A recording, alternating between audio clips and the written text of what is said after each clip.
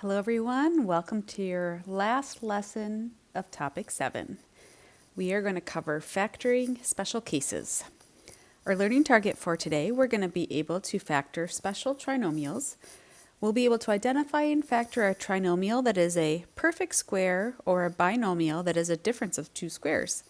We can use a polynomial to represent a measurement in a real-world situation and describe how a factored form of the polynomial relates to that situation. All right, so we have a couple of vocab words to put in. First is the perfect square trinomial. A perfect square trinomial is the result of a binomial squared.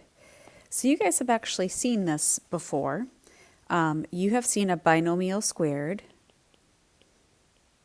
So if you're squaring a binomial, if you remember, it has a special pattern. It's always going to multiply into a squared plus 2 times a times b plus b squared.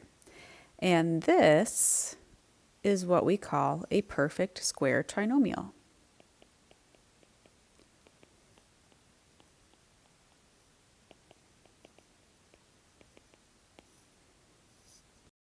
Next, we have the difference of squares. This is the result of multiplying a binomial sum and difference.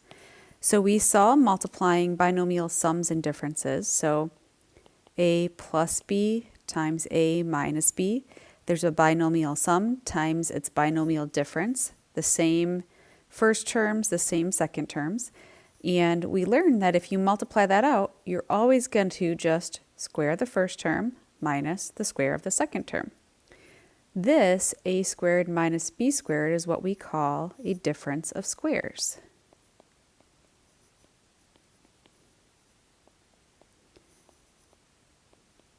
We can see that we are finding the difference of two squared terms, difference of squares.